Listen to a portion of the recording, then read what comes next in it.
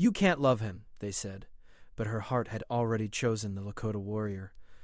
The sun hung low over the endless plains of New Arizona, painting the sky with shades of orange and red. The wind swept across the dunes and the open pastures, carrying the smell of dry grass and dust. Amid the wide-open land, the ranches of the frontier stretched as far as the eye could see. Here, old traditions met new technology. Hover cattle drones roamed beside real cows, and ranchers rode not only horses but hover bikes that glided silently above the sand. Amara stood on the wooden balcony of her family's ranch, her eyes following the herd grazing below. Her hands were rough from years of work, but her gaze was sharp, steady. She had always loved the land, the open space, and the quiet of the plains. But today there was a tension in the air. Something was different. "Amara!" called her father, a tall man with a sun-beaten face, from the yard below. "Don't get lost in your daydreams." "The herd needs checking." Amara smiled faintly. "Yes, Papa," she replied, sliding down the wooden steps. Her boots hit the ground with a soft thud as she walked toward the corral. She was used to the routine: feed the cattle, check the fences, guide the drones. But today, she felt a pull in her heart she couldn't name, a sense that something extraordinary was coming. She was halfway through her rounds when she noticed something unusual near the edge of the northern canyon. A disturbance in the air, like the swirl of a dust storm, but sharper, faster. Her curiosity piqued. She rode her horse toward it, keeping low to avoid the wind's force. As she approached, she saw him. A lone figure stood at the base of the canyon, moving with a calm, confident strength. His armor caught the last rays of sunlight, reflecting them like small fragments of fire. But it was not just the armor that drew her attention. It was the man himself, tall, broad-shouldered, with long dark hair that flowed in the wind. His eyes were sharp, piercing, and full of determination. He moved with a quiet authority, bending only when necessary, precise in every motion. Amara's heart skipped a beat. She had seen men before, even brave cowboys and soldiers, but there was something different about him, something alive and powerful, yet gentle. Suddenly a group of rogue drones whirred past, their metal bodies glinting in the sun. They had gone haywire, attacking anything in sight. One of them swooped toward a small calf grazing near the canyon's edge. Without thinking, Amara raised her lasso, swinging it expertly. The rope caught the drone, dragging it into the sand. Sparks flew, but the drone was stopped. The man reacted instantly, too. He leaped forward, using his armor's magnetic grip to pull himself up a rock face, disabling another drone with precise strikes. Amara watched, amazed at his skill. He was fast, strong, and fearless. When the last drone crashed to the ground, the man finally turned to her. Their eyes met, and for a moment the world seemed to stop. "You handled that well," he said, his voice calm but commanding. "Not many could stop them without getting hurt." Amara flushed. "I thank you," she stammered. "I didn't expect anyone else here." He smiled faintly. "The name's Tasunka." "Amara," she replied, feeling her pulse quicken. She didn't know why, but she felt a strange comfort in saying her name to him. For a few minutes they stood there, watching the last of the rogue drones smolder in the sand. The air was quiet, the only sound the wind moving across the canyon. Then Tasunka spoke again, his voice carrying a hint of warning. "Be careful. These drones are not the only danger in these plains. Others will come, ones that are not so easy to stop." Amara frowned. "What do you mean?" He shook his head slightly. "The land has changed. Technology moves faster than people can see, and some are willing to destroy anything to take what they want." Before she could ask more, he mounted his own horse, a black stallion with silver markings that seemed almost otherworldly. He glanced at her one last time. "Stay safe, Amara. The plains can be cruel to those who are unprepared." With that, he rode toward the horizon, disappearing into the golden light of sunset. Amara watched him go, her heart heavy and light at the same time. Something inside her had shifted. She didn't know who he was or where he had come from, but she knew one thing. She wanted to see him again. The next morning, the town elders gathered in the square. Their faces were grim, their voices low but firm. "Amara," one of them said, "we've heard about the man you met yesterday." "I only met him briefly," Amara said, trying to keep her voice steady. "He helped stop the drones." "That's not the point," the elder replied. "He's a Lakota warrior. You know the rules. You can't let your heart choose him. It would bring trouble." Amara's jaw tightened. "Why?" He's not dangerous. He helped me." The elders exchanged uneasy glances. "It's not just about danger," another said. "It's about tradition and safety. Outsiders like him, they are not part of our towns. We've seen what happens when people ignore that." Amara swallowed, feeling a mix of frustration and longing. She knew her heart had already chosen. She couldn't explain why, but something about Tsunka felt right. Strong, honest, brave. That evening she mounted her horse and rode toward the northern canyon, following the trail he had left behind. The wind whipped her hair into her face, but she ignored it, her eyes scanning every ridge and rock. The sun dipped lower, casting long shadows across the land. Suddenly, movement caught her eye. A shadow shifted along the canyon wall. She slowed, keeping her horse steady. A figure emerged from behind the rocks. "Tsunka." "You came back," he said, his voice calm but surprised. "I had to," Amara replied. "I couldn't stop thinking about you, about what's happening here." Tsunka studied her for a moment, then nodded. "The drones were just the beginning. There's more coming. People who want to take the land, the technology, even the traditions of my people. We have to be careful." Amara felt a surge of determination. "Then let me help. I can ride, fight, do whatever it takes."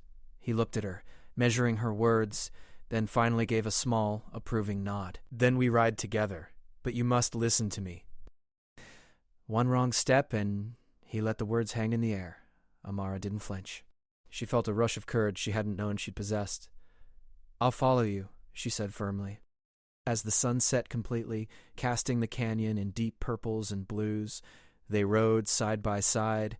The plains stretched endlessly before them, filled with danger, mystery, and possibility.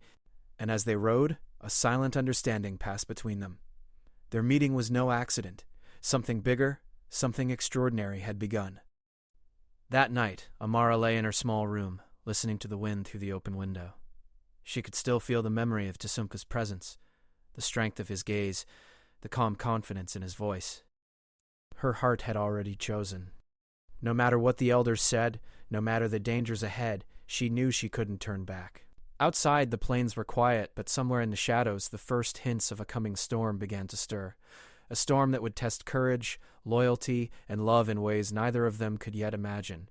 And as the stars blinked above the desert, Amara whispered to herself, "I don't care what anyone says. I'll find him again." The morning sun had barely touched the desert horizon when Amara saddled her horse. Her mind was restless. She couldn't stop thinking about Tsunka and the shadow of danger he had mentioned.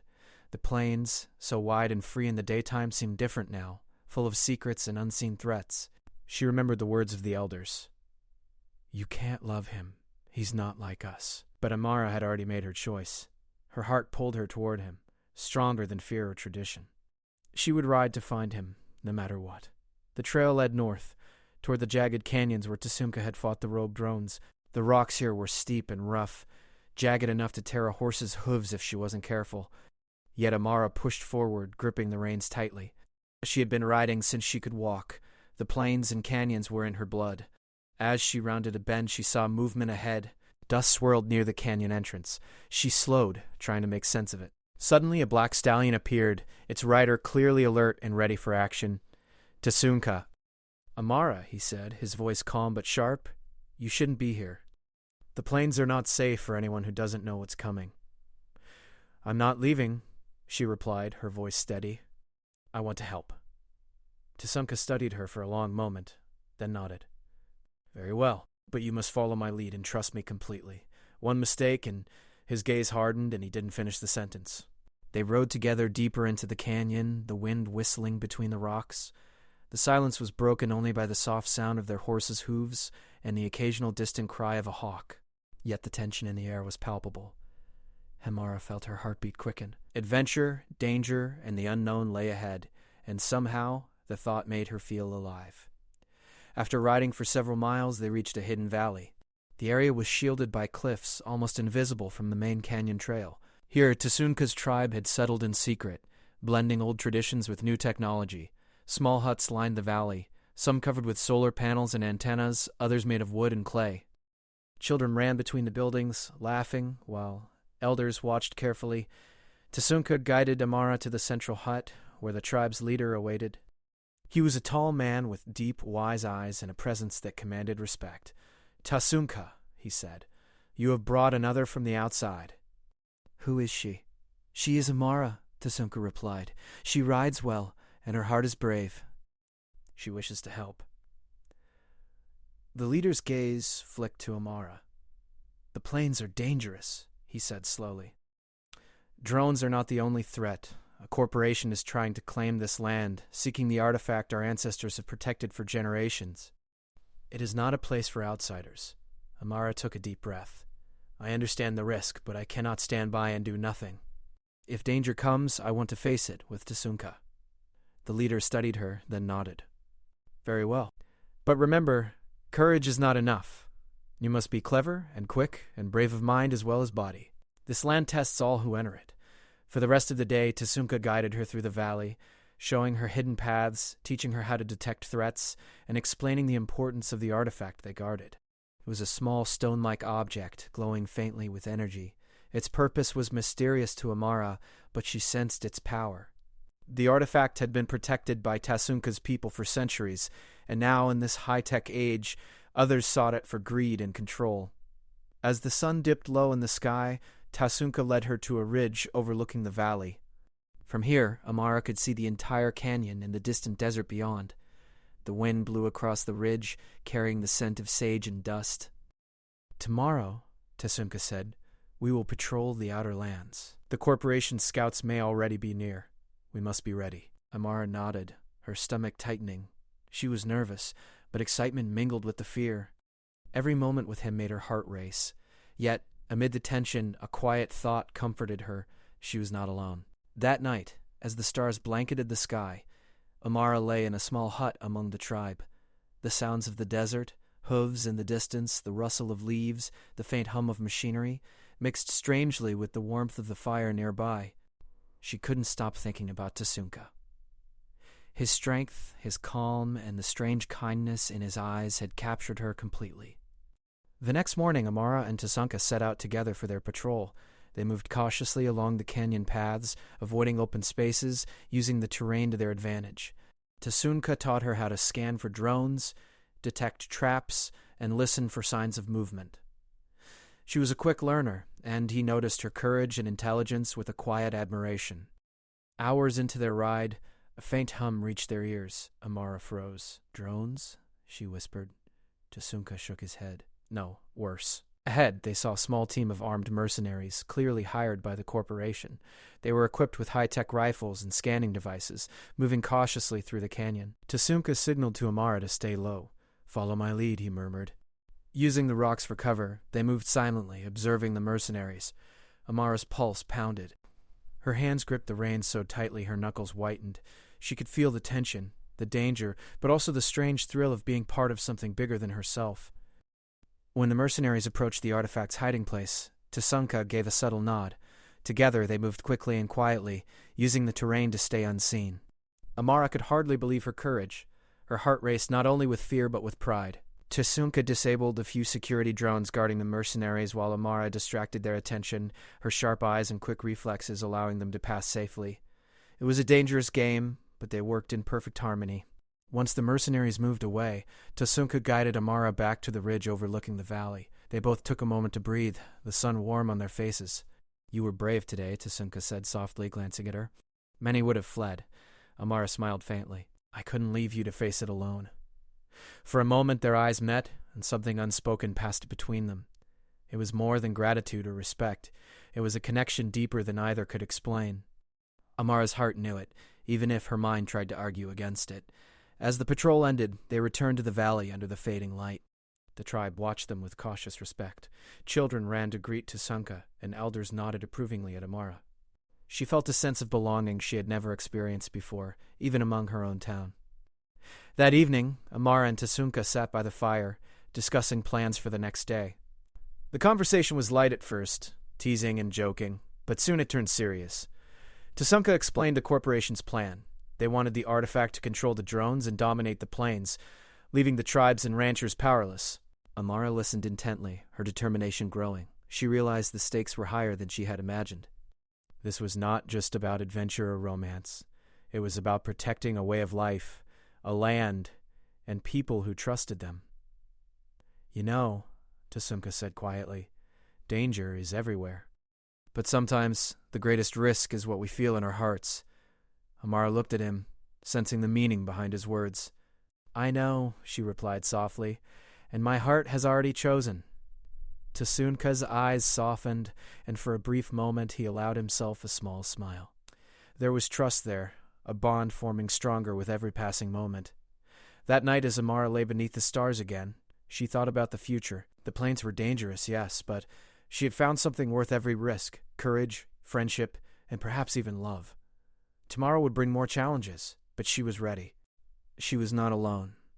And somewhere in the shadows beyond the canyon, the first signs of the corporation's advance were already moving, unaware that two brave hearts and minds had begun preparing to face them together. The desert wind carried their quiet determination across the plains, and for the first time, Amara felt the thrilling certainty that whatever came next, she would face it with Tasunka by her side.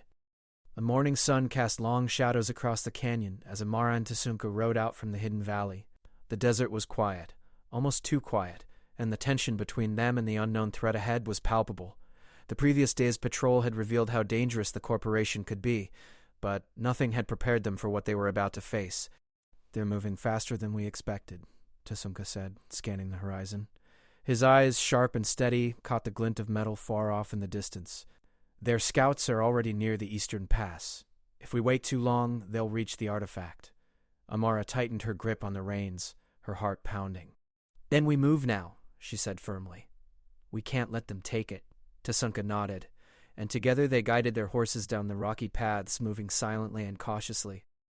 The canyon walls rose on either side, shielding them from view, but the air was tense with the hum of distant drones. The corporation had brought reinforcements, drones, weapons, and mercenaries with advanced scanning devices. As they reached a narrow ridge overlooking a small plateau, Tasunka motioned for Amara to stop. From this vantage point, they could see the mercenaries in formation around a high-tech transport carrying the artifact. The glowing stone object pulsed faintly, as if aware of the danger surrounding it. They have it, Amara whispered, fear and determination mixing in her voice. We cannot attack directly, Tasunka said. We need to be smart. The drones will detect any movement in open space. We must strike from the shadows, and together. Amara nodded. Her training on the ranch, riding through rough terrain and guiding the hover drones, had prepared her in ways she hadn't realized. She trusted Tasunka completely. For hours they observed, planning each move with precision. Tasunka whispered instructions, showing her where to hide, when to move, and how to use the rocks and canyon walls for cover. Amara absorbed every word, her nerves tight but her determination stronger. Finally, the moment came. A pair of drones moved to inspect the perimeter. Tasunka took a deep breath and leaped from the ridge, using his armor's magnetic grip to cling to the canyon walls. Amara followed, her horse moving carefully along the hidden path. Together, they descended behind the drones. Amara's pulse raced as she watched Tasunka disable the first drone with a precise strike. Sparks flew, and the metallic hum of the machine faltered. She aimed her lasso, swinging it with skill, and caught the second drone before it could sound an alarm. The two of them moved like a single unit, their coordination seamless, a dance of instinct and trust. As they reached the plateau, the mercenaries noticed the disturbance. Shouts rang out, and the hum of drones intensified. Amara's heart pounded, but she didn't falter. She dodged laser fire, guided her horse across the rocky terrain, and used a fallen boulder for cover. Tasunka moved with incredible speed, taking out one mercenary after another. His armor protected him, but he relied on his skill, knowledge of the land, and sharp reflexes to stay ahead. Amara marveled at his courage, her admiration growing with each passing second. Amara spotted the transport carrying the artifact and realized it was guarded heavily. She needed a plan. Tasunka! She shouted over the chaos. I can distract the guards! You go for the artifact. Tasunka hesitated for a moment, studying her carefully. Are you sure? He asked. Yes, Amara said firmly. I can do it. Trust me. Tasunka's eyes softened with both worry and pride. Very well. Be careful. With that, Amara raced forward, drawing the attention of several mercenaries. Her movements were swift, unpredictable, and confident. She darted between rocks, kicked up sand to blind the sensors of nearby drones, and led the guards away from the artifact. She felt adrenaline surge through her, a mixture of fear and excitement, but also an unshakable sense of purpose. Meanwhile, Tasunka approached the transport. The artifact glowed brighter as he reached it, as if recognizing him.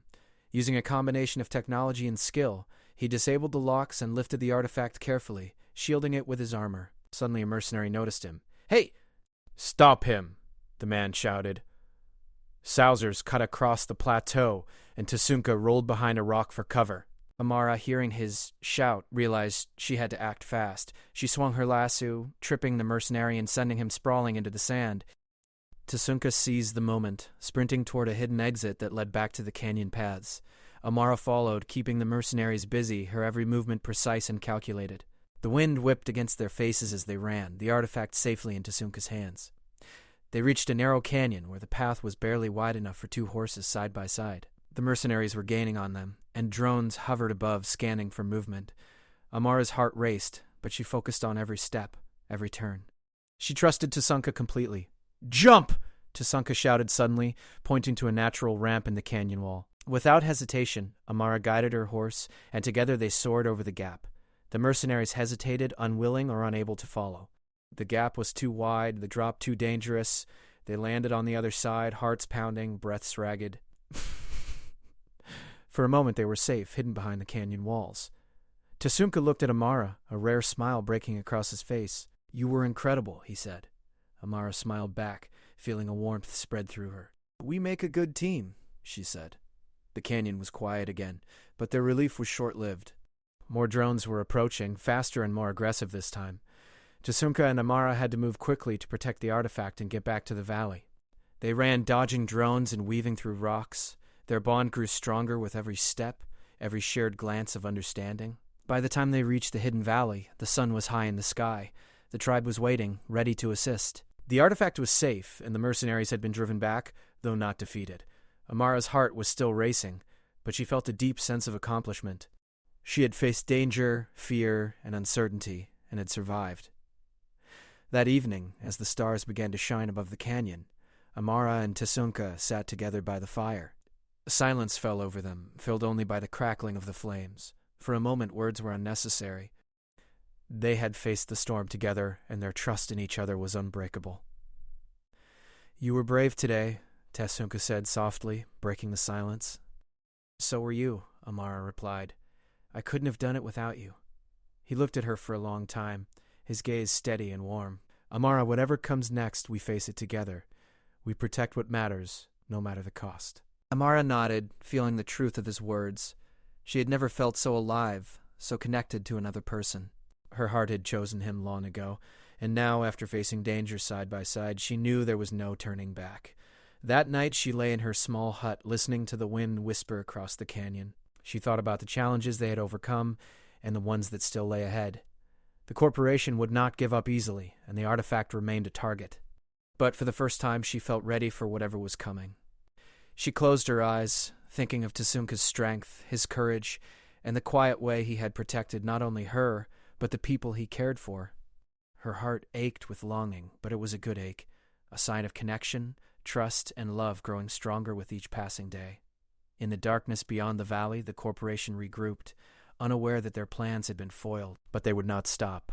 Drones hummed, mercenaries prepared, and the shadow of their ambitions stretched across the desert. Amara knew that tomorrow would bring more danger, but she also knew one thing.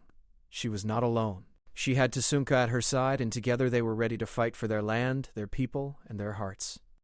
As the wind swept across the plains, Amara whispered to herself, "We will face it together, always." The desert night was alive with possibility, and somewhere in the darkness, the storm was building, a storm that would test their courage, their loyalty, and the strength of the bond that had formed between them. And in the heart of the hidden valley, 2 hearts beat with unspoken promises, ready to face the battles yet to come. The sun rose slowly over the desert, casting golden light across the plains. The wind whispered through the rocks and dust, carrying the promise of a new day. Amara stood at the edge of the canyon, watching the horizon. Her heart was steady, but anticipation hummed in her chest. The corporation would not give up easily. They had lost the artifact before, but they would try again. Tasunka appeared beside her, his armor glinting in the sunlight. He glanced at her, a rare softness in his eyes. "The corporation is moving faster than we thought," he said. "They may strike before nightfall." Amara nodded. "Then we strike first. We protect the valley, the tribe, and the plains. Together." He studied her, then gave a small approving nod. "Together." They mounted their horses, riding toward the eastern canyon where scouts had reported suspicious movement.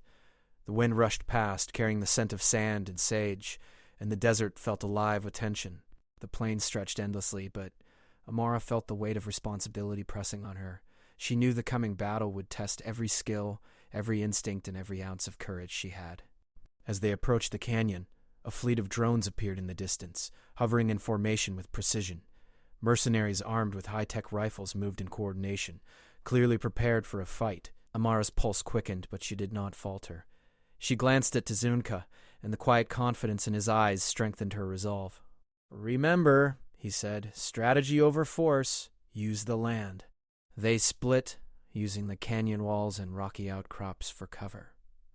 Amara's heart raced as she darted between shadows, guiding her horse carefully. Drones scanned overhead, their sensors glinting in the sunlight. She could hear the faint hum of their engines and the shouted commands of the mercenaries. The tension was unbearable, but her focus was absolute. Tazunka moved ahead, disabling drones with precision strikes and using his armor's technology to stay invisible to scanners. Amara followed, her lasso swinging in perfect rhythm to trip advancing drones and distract guards.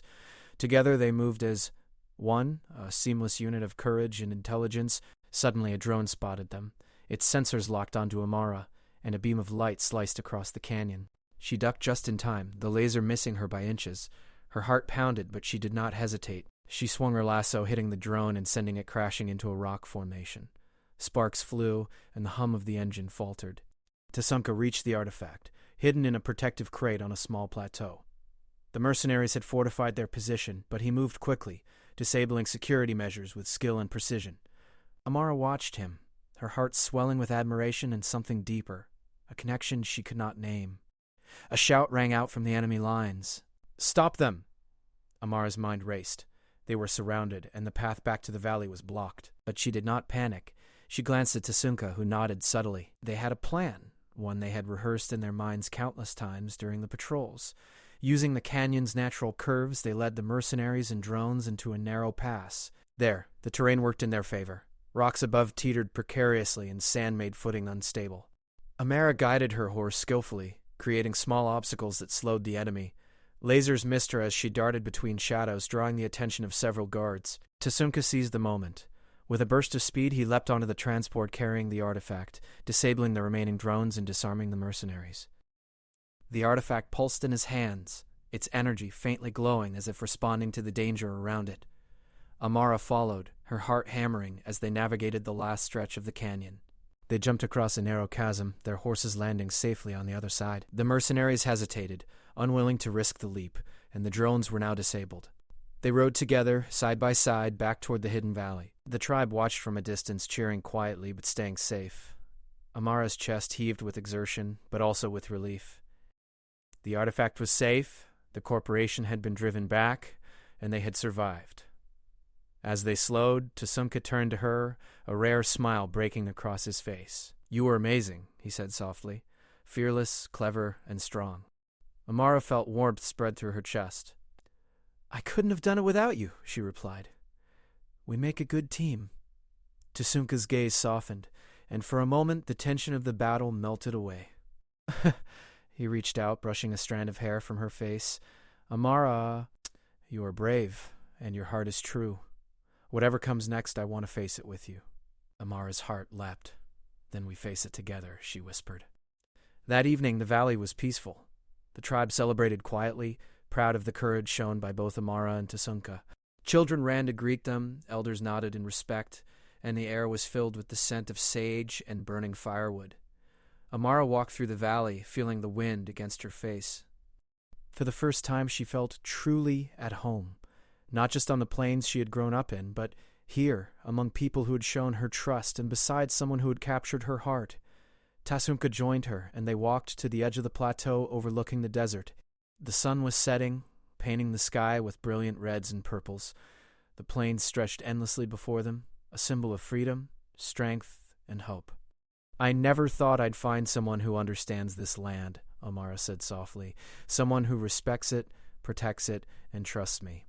Tasunka looked at her, his expression gentle but unwavering. And I never thought I'd find someone who rides fearlessly through danger, who follows her heart even when the world says she shouldn't. Amara, my heart has chosen you. Her breath caught. Mine has chosen you too, she whispered. They stood together in silence, watching the sun dip below the horizon. The plains were quiet now, peaceful, but Amara knew this peace was hard-earned. They had faced danger, fear, and uncertainty, and had emerged stronger.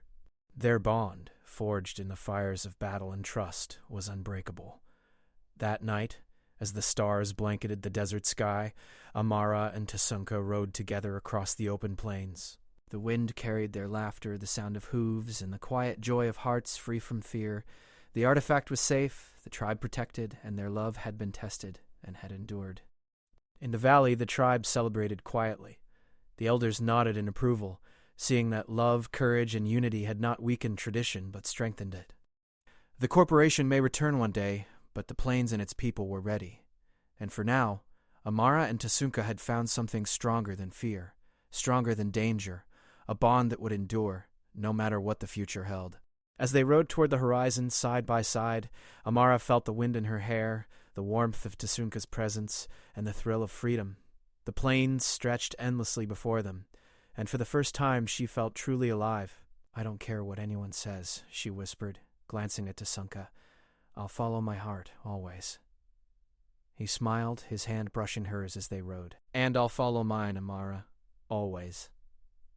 The desert night fell, stars twinkling above, and the wind whispered through the canyons, carrying the story of courage, love, and the unbreakable bond of two hearts that had chosen each other, against all odds. The plains were vast, wild, and free, and so were they.